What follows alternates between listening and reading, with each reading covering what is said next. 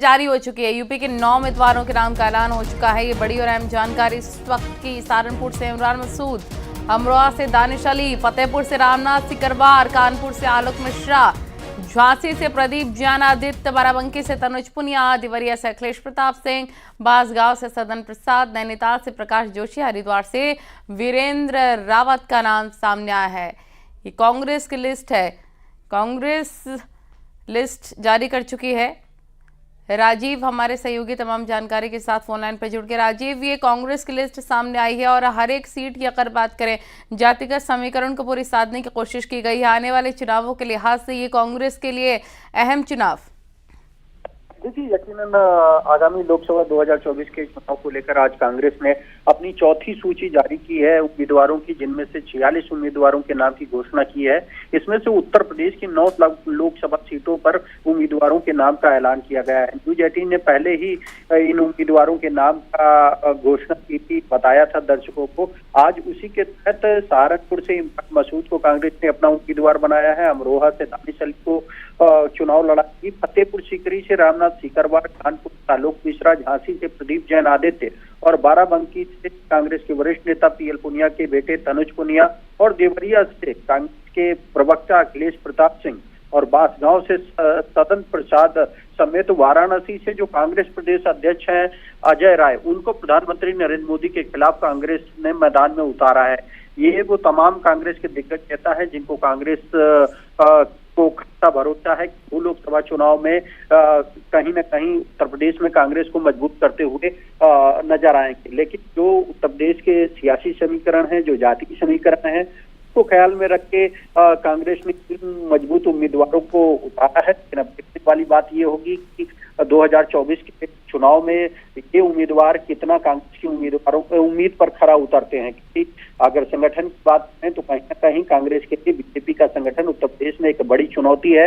ऐसे इस तरह से कांग्रेस उत्तर प्रदेश में मुकाबला करती नजर आएगी, ये तो वक्त बताएगा। लेकिन फिलहाल जो उत्तर प्रदेश में सपा और कांग्रेस का गठबंधन हुआ है, उसके तहत उत्तर प्रदेश की 80 में से 17 सीटें समाजवादी पार्टी ने कांग्रेस को दी है। 17 सीटों पर कांग्रेस उम्मीदवार उतार के चुनाव लड़ेगी, जिनसे सबसे बड़ी सीट जो है वो रायबरेली और अमेठी है, जो कि कांग्रेस का गढ़ कहा जाता था। चौंकाने वाली बात है कि अब तक रायबरेली और अमेठी में जहाँ पर सोनिया गांधी की सांसद होती रही हैं कई दशकों से, और अमेठी हालांकि पिछली बार राहुल गांधी हार गए थे, जताई जा रही थी कि एक बार फिर राहुल गांधी और प्रियंका गांधी अमेठी रायबरेली से लड़ते हुए नजर आएंगे। उनके नाम का भी ऐलान होगा, लेकिन इस लिस्ट में उनके नाम का ऐलान नहीं किया गया है।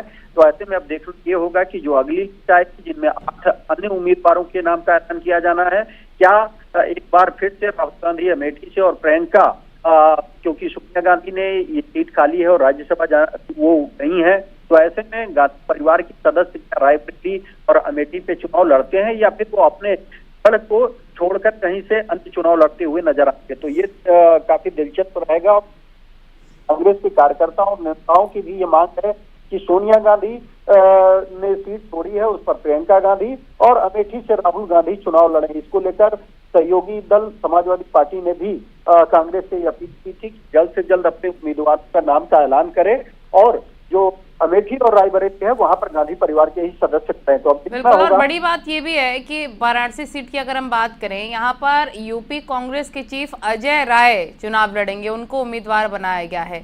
तो पूरा सोच समझ के कदम चलती हुई कांग्रेस नजर आ रही है। देखिए, यकीनन कांग्रेस के प्रदेश अध्यक्ष अजय राय का एक दिग्गज नेता है, कई बार विधायक रहे हैं और वाराणसी में उनकी मजबूत पकड़ है।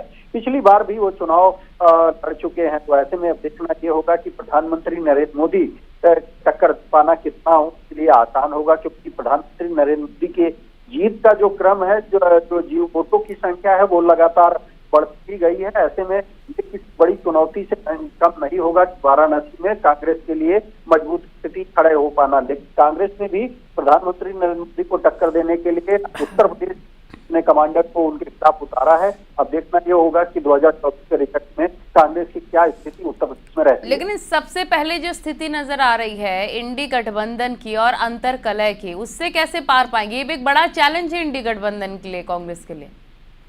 देखिए, इस वक्त जो इंडी गठबंधन की बात करें तो फिलहाल जो उत्तर प्रदेश में गठबंधन समाजवादी पार्टी की और कांग्रेस के बीच ही हुआ है, की 17 सीटें तय की गई है। कांग्रेस अभी उन 17 सीटों पर ही अपने उम्मीदवारों के नाम का ऐलान नहीं कर सकती है और यही कारण है कि बीते दिनों समाजवादी पार्टी ने भी कांग्रेस से अपील की थी कि जल्द से जल्द उम्मीदवारों के नाम का ऐलान करें ताकि मजबूती से चुनाव लड़ा जा सके।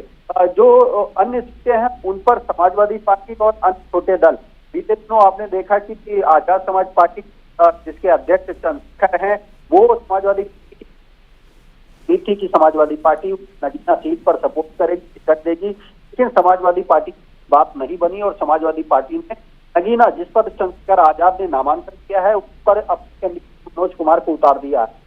धीरे धीरे जो छोटे दल हैं वो जरूर इंडी गठबंधन से अब अलग होते हुए नजर आ रहे हैं। उनमें अपना दल कमेरावासी की बात करें तो पल्लवी पटेल ने बीते दिनों 3 उम्मीदवारों के नाम का ऐलान कर दिया था। हालांकि आज वो बैकफुट पर आई और उन्होंने तीनों लोकसभा सीटों पर जो नाम का ऐलान किया था उसकी सूची रद्द कर दी है। अब देखने वाली बात ये होगी कि इंडी गठबंधन में शामिल ये सभी दल चुनाव तक एकजुट रहकर चुनाव लड़ेंगे या फिर अलग अलग इसी तरह एक दूसरे पर आरोप लगाते हुए नजर आएंगे, जिसका खामियाजा बिल्कुल। और अब कह सकते हैं कि अमेठी और रायबरेली पर भी हर किसी की निगाहें टिकी हुई हैं।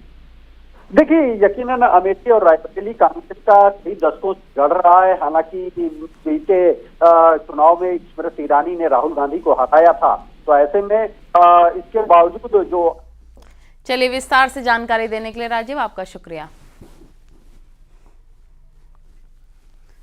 यूपी को लेकर चल रही चुनाव समिति की बैठक खत्म हो चुकी है। बैठक के बाद सीएम योगी भी रवाना हो चुके हैं और आज की बैठक कई मायनों में काफी अहम हो जाती है। आज की बैठक में यूपी के नामों पर विस्तार से चर्चा की गई। सूत्र के हवाले से खबर की पीलीभीत से वरुण गांधी का टिकट कट चुका है। वरुण की जगह बीजेपी नया उम्मीदवार उतारेगी। सूत्र के हवाले से ये भी खबर है कि सुल्तानपुर से मेनका गांधी को फिर से बीजेपी चुनाव लड़ाएगी। बदायूं से